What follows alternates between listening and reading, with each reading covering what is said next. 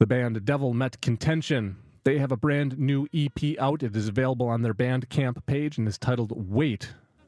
It is one of potentially 3 EPs that they will be releasing here in 2020, if all goes well. And we chatted with Devil Met Contention late last week, and we'll be hearing that right after we hear the lead single to Devil Met Contention's brand new EP, titled Wait, right here on The Shape of Rock, and 91.7 WMSE. Always be this way. Nothing we had before. Is it gonna be alright? Is it gonna be alright?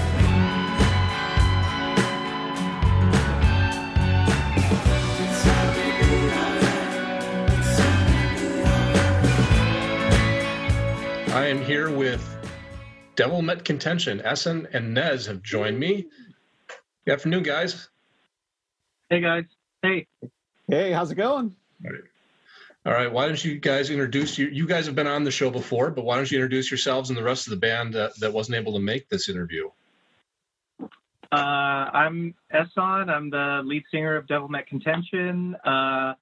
Dave Schuyler is our guitar player, and Max is our bass player, and we have Nez, our drummer, as well, with us today. Hey. All right. And you guys have a new EP coming out titled Wait. Yes. Wait's our first release since 2016, since our full-length album, and it's our very first fully independently recorded, produced, and mixed. Everything except for the mastering that was done by Justin Perkins at Mystery Room Mastering. So it is part 1 of 3. So we are going to have 2 more releases for 2020. We're pretty sure. Okay. Now you said independently produced and recorded. So you guys, what was the recording on that then? Well, we started out and at a house in Brookfield, and Nez and Max and Dave brought all of their creative know-how and gear, and we tracked the drums live in this really great room. And then from there, we moved to David's house and built that into a studio. We converted his kind of Wisconsin-style pantry you see, kind of a little walk-in thing. We turned that into an isolation booth. And then we just, stepped into YouTube University and taught ourselves how to get going based on everything we've seen in all the studios we've been in over the years. Oh, okay, very cool.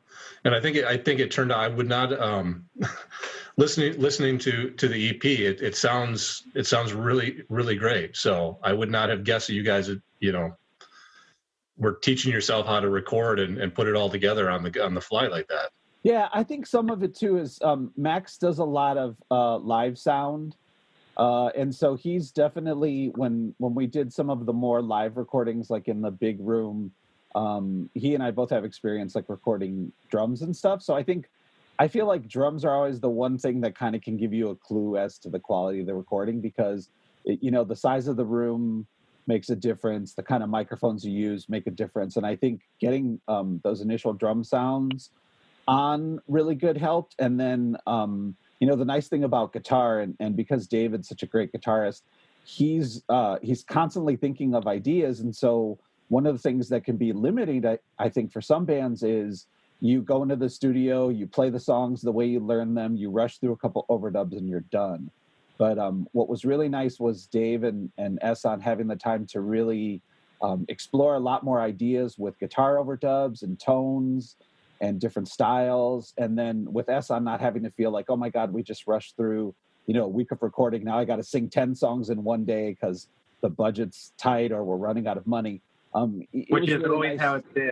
Yeah, it's always that way. When you make a record, you're always looking at the clock and everything takes forever, and you do the vocals last, and then the poor vocalist has to record a bunch of tracks at once. And so for the EPs, I think, 2 of the, is it 12 altogether? 12, 13 songs?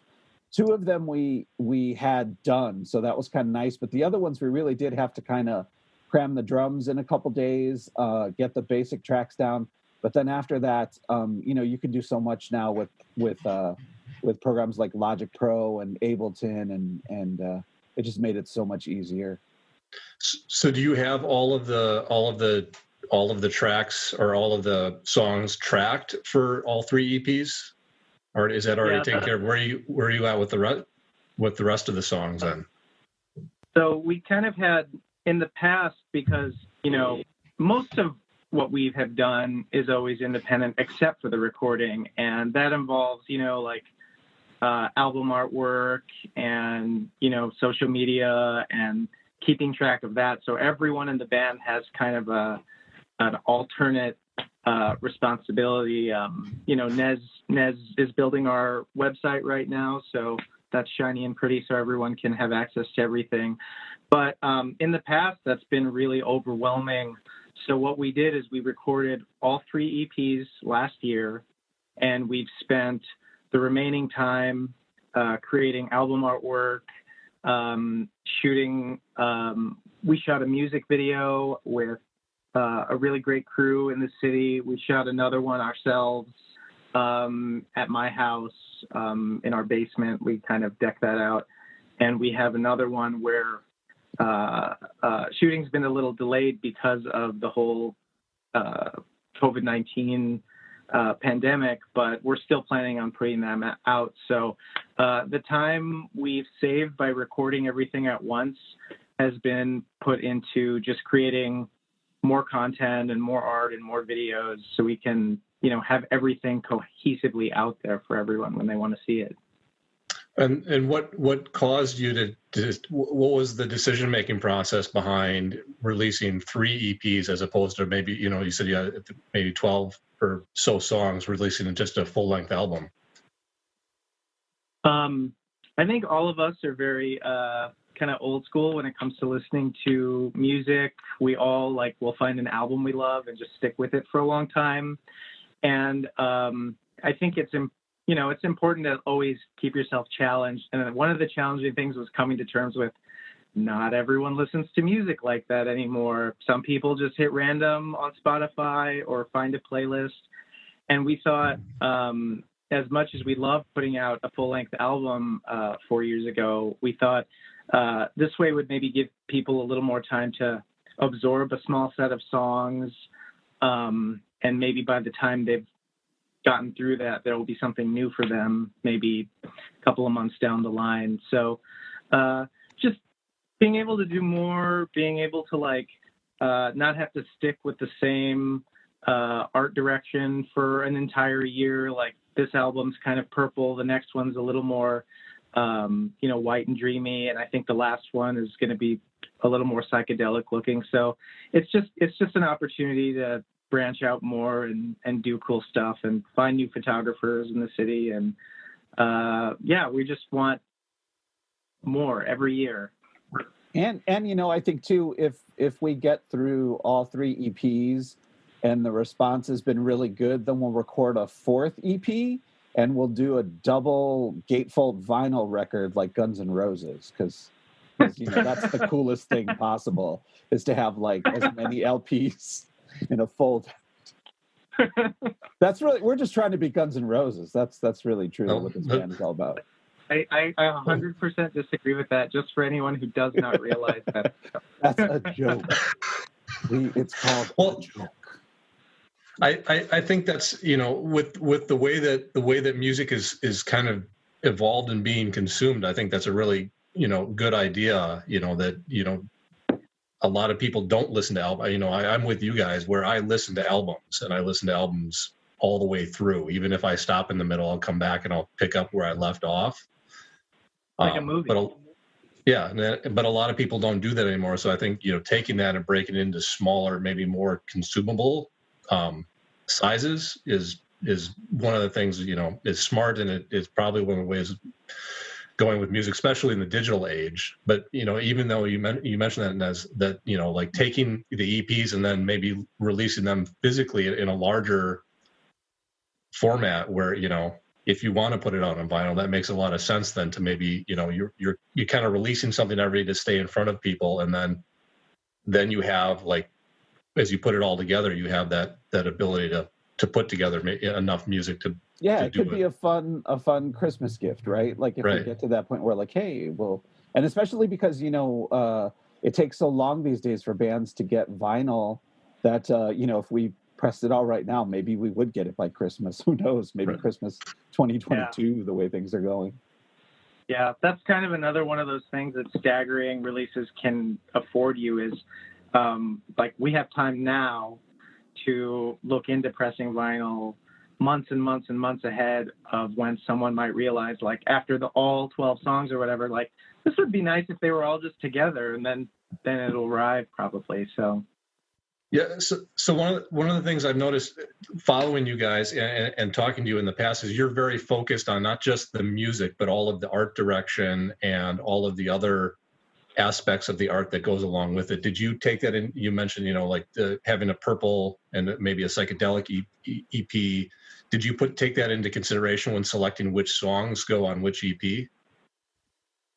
Oh yeah, absolutely. I know, like, I've never been like a very comfortable stage performer, so I really like to have a certain level of, I don't know if you'd call them theatrics, but our first couple of releases revolved around like this kind of classic American look, and everyone was wearing these like glimmery suits, and with these last few singles and releases we've put out, it's a little more casual, and everyone's sort of more themselves. So I don't know where this kind of approach will take us in the future, but it is fun to, like, every 6 months have something new to put on or a new set of songs to put out that make people maybe find some imagery in their head when they're listening to the songs. But I like the way those are tied together, and I think I always have. So Yeah, and I think too, I mean, Ehson's definitely the art director.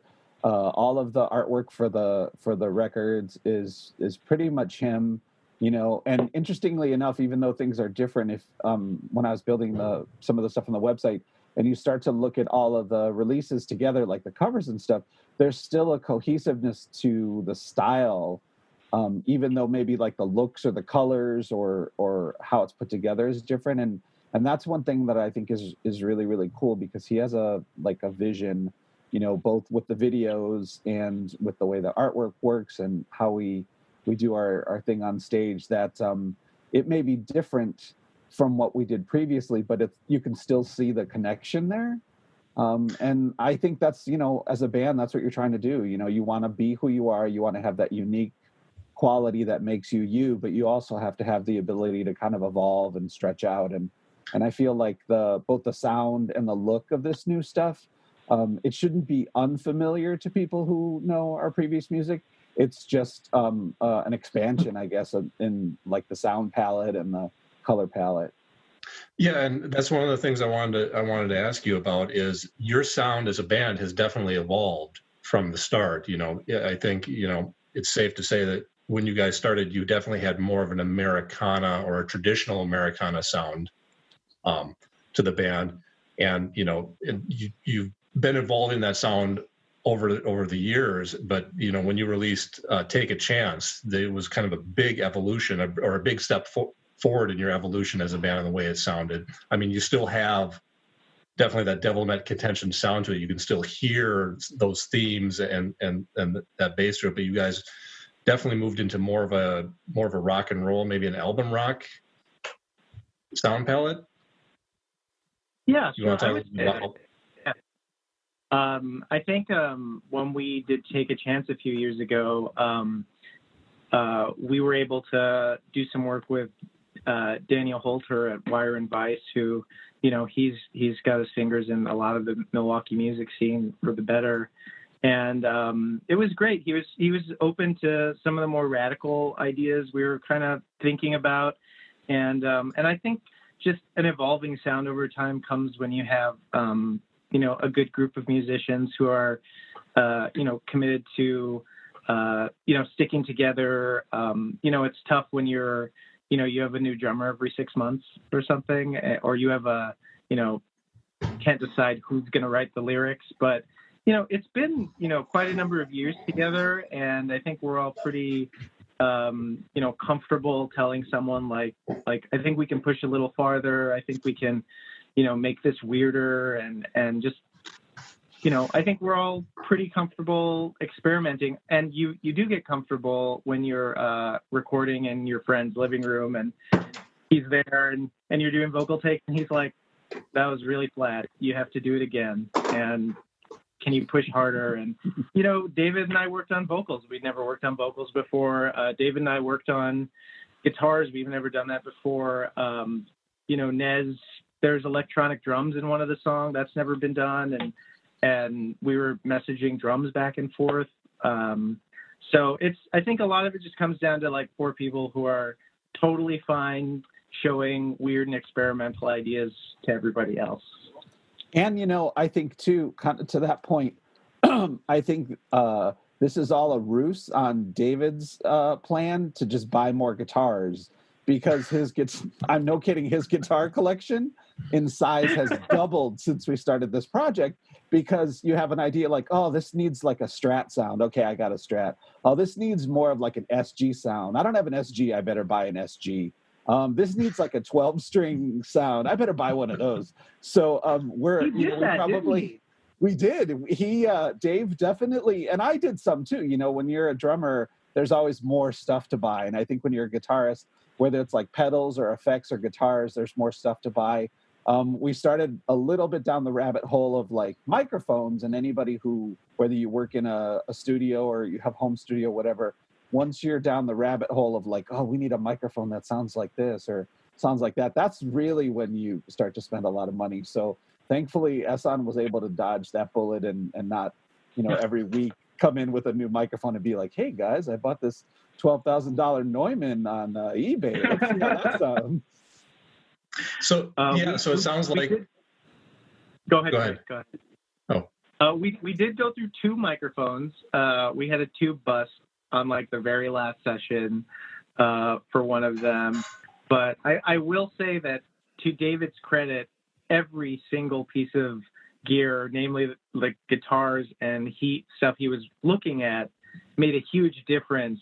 There's so many of the songs that just wouldn't be the same without some of the equipment choices that David made when it came to guitars. That SG was like the coolest thing ever. That was like the best. It was a good month. So it sounds like, in the evolution of your sound, it's definitely been a full band contribution to trying to experiment and trying to take that sound and develop, and push forward, I guess. It sounds like everybody 100%. Contributed. Definitely. 100%. And I think the one thing that'll be interesting is we previously we would rehearse at David's house because he had some room in the basement, but he lives on the second floor of an apartment building. And the people who live on the first floor, who we love dearly and are friends of ours, have young children now. So we lost our rehearsal space until Ehson got a house. So now we rehearse at Ehson's house. So I think it's going to be interesting to see, once all this COVID-19 thing is over and we really get some time to rehearse in a different environment, that it could, in some ways that impacts how you play too, because a room will make you choose different guitar sounds or drum sounds or vocal sounds. And we've done a couple rehearsals at Ehson's house, and it's very comfortable. So maybe our next record will just be like super chill. I don't know. That could be. So you're continuing to work on putting. You have two more EPs. Wait's out now. Is it out now or is it coming out? Wait was just released today. Today, okay, fantastic. So 23rd, 4/23. Yeah. Okay. Yeah. Trying to get ahead of that Friday release date thing that everybody does now. So Wait's out. It's got 4 songs on it. The lead track is the title to the EP. And then you've got 4 other songs.